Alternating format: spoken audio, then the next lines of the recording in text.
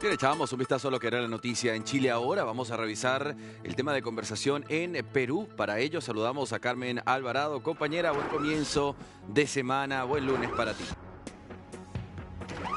Buen lunes también para ti, querido Andy. Estamos en vivo y en directo desde la capital peruana para toda América Latina.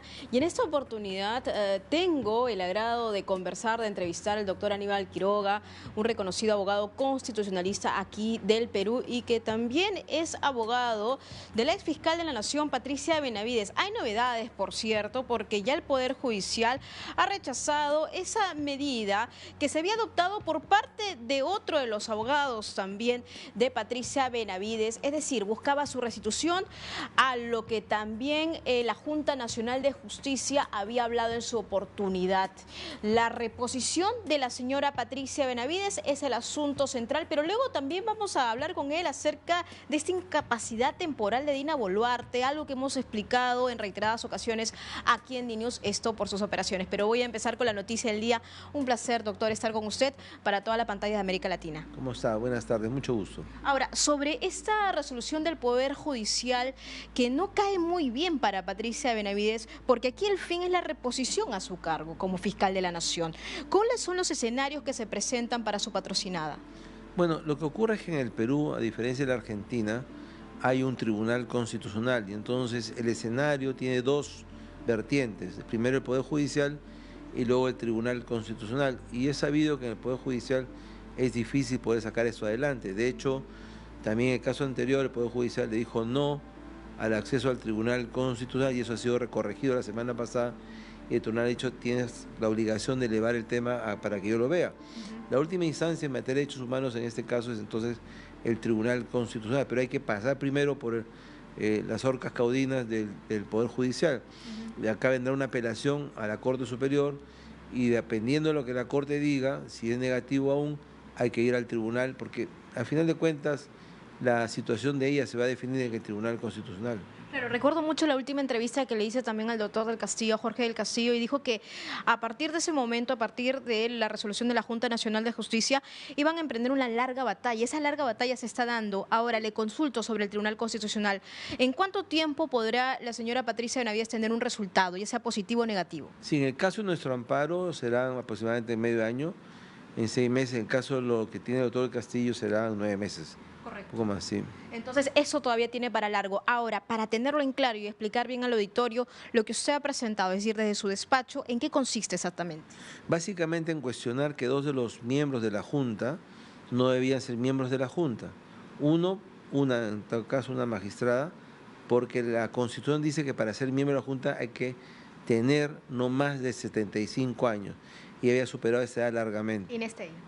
Así es. Y a lo que sostenía una interpretación un poco rara es que para acceder tenía que tener 75 años, pero podía quedarse más tiempo. Y eso no es lo que dice la Constitución. La Constitución tiene un ente, dice, para hacer, ¿no? Y de hecho, cualquier funcionario público cuando cumple el límite de edad se va y se jubila. Y en el otro caso, en el caso del señor Vázquez, él había adelantado opinión. En la televisión había señalado que la doctora Benavides era poco más que un delincuente de los cuellos blancos. Entonces, una persona que se expresa de esa manera peyorativa no puede ser juez imparcial de otra. Y esas son las razones que nos tiene ahorita ingresando al Tribunal Constitucional. En los últimos tiempos, las grandes causas jurídicas, penales o políticas se definen en el Tribunal Constitucional. Sí, y lo hemos visto en varios casos, sobre todo el último fin de semana, el último viernes, exactamente, que fue maratónico, pero no vamos a entrar en detalle para centrarnos en este caso. Ahora, con respecto a lo que ha presentado el doctor Jorge del Castillo, ¿se podría darnos una aproximación? Él lo que está discutiendo es la propia destitución, la destitución misma que fue, llamamos nosotros una destitución express, ¿no? Sin derecho de defensa, y porque además estaban las cartas marcadas y ya se sabía que eso tenía que ser así porque había una suerte consigna que sea así, ¿no? La Junta, en vez de nombrar a los magistrados, fiscales y jueces, como es su deber, se dedicó básicamente a perseguirla. Llegó a tener hasta 32 denuncias ante ellos, ¿no? Una cosa insólita, pero como le repito, tenemos la ventaja de que se definirá en el Tribunal Constitucional. ¿Y se sigue sosteniendo por parte de su patrocinada que esto se debe a una venganza política? Sin duda alguna, no queda ninguna duda. De hecho, digamos, todo lo que ella hizo se ha desarmado después y ahora estamos viviendo un reflujo respecto de eso, ¿no? Y tendrá que regresar por lo menos a su cargo de fiscal suprema. porque lo que no se entiende es cómo la Junta la nombra con una resolución enjundiosa, dándole el primer lugar, y luego a los 9 meses le recibe 32 denuncias en contra. Correcto. Solamente voy a recordar a nuestro auditorio, y nosotros le hemos presentado también a la fiscal Patricia Benavides. Ella aparecía en esta fotografía con Pedro Castillo Terrones. Era la fiscal implacable, la fiscal incluso que muchos decían que era el personaje del año. Bueno, todo eso se volcó y hubo puntos de inflexión luego también de algunas denuncias que se hizo contra Dina Boluarte. Y ahora, hablando de la mandataria Dina Boluarte, ha habido un tema muy anecdótico que muchos lo han tomado así, pero que tiene un matiz constitucional, eso es de ley.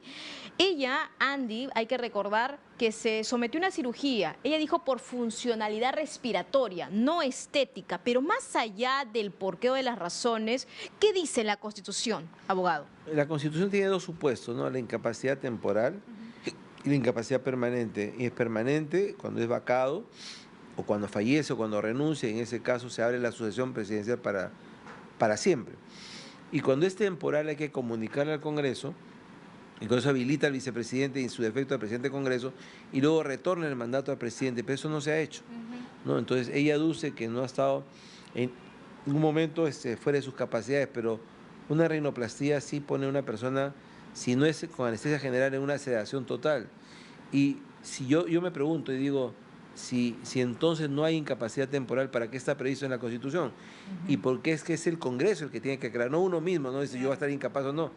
Por ejemplo, no solamente el tema de una enfermedad o de una operación, el tema de un accidente, un atentado, ¿no es cierto? Hay que comunicar al Congreso para que se abra la sucesión de quien corresponde ejercer la presidencia durante ese corto periodo. La discusión fue que la Constitución peruana no tenía un mandato específico, y sí lo tiene, pues en el 114, ¿no? Sí, que está claramente previsto. Entonces, el caso del presidente Santos, el presidente Lula, el presidente Biden, el presidente Reagan en su momento. El jefe de Estado ejerce una función permanente y no puede estar sujeta, pues, a ese tipo de contingencias, ¿no? Da la impresión, abogado, que siempre en la Constitución, de pronto, nosotros como periodistas siempre pedimos puntos de vista, análisis, pero ya a nivel interpretativo, incluso pone la Constitución como si fuera, digamos, un elemento para manosear, un elemento simplemente para decir, bueno, desde ese punto de vista yo considero que debe ser así, pero no se está respetando la Constitución como tal. Esa es la lucha permanente, ¿no? Por un tema institucional, por un tema de cumplimiento con la Constitución, que es lo que está en mi artículo, ¿no? No una Constitución elástica, no un chicle que cada uno moldea como mejor le parece, ¿no? Y lo que hemos visto del año 93 a la fecha es que los presidentes manejan las relaciones a su antojo. Y justamente la Constitución lo que tiene son límites al poder. En el caso peruano es un sistema semipresidencial que obliga a coordinar entre el presidente y el Congreso. Guste o no guste, eso es lo que está. Sobre eso se ha jurado, sobre eso se ha dicho que se va a cumplir. Entonces, la presidenta, así como cuando viaja, tiene que comunicar al Congreso, cuando va a tener una situación real o potencial de incapacidad temporal, tendría que haberlo comunicado al Congreso. Más allá si es un tema de salud, si es estético, lo que fuere, ¿no? Cuando el presidente no va a estar en la capacidad de ejercer las altas funciones que tiene que comunicarlo, porque el presidente además no es cualquier funcionario, tiene 4 elementos sobre su cargo. Es presidente de la República, representa a la nación, es jefe de relaciones internacionales y es comandante supremo de las Fuerzas Armadas y Policiales. Entonces, eso lo obliga a tener un nivel de comunicación permanente con el Congreso. No quiero que quede esta idea al aire, con eso termino, por favor. Es si, de acuerdo a esa línea de análisis que usted tiene, ¿qué sería objeto, es decir, plausible la mandataria Dina Boluarte al no haber comunicado de esta incapacidad temporal? Una infracción constitucional que se hará valer cuando ella deje el cargo. Cuando deje el cargo se hará una investigación fiscal por infracción a la Constitución. Queda clarísimo. Muchas gracias al doctor Aníbal Quiroga. Siempre tan claro, un placer conversar con usted, doctor.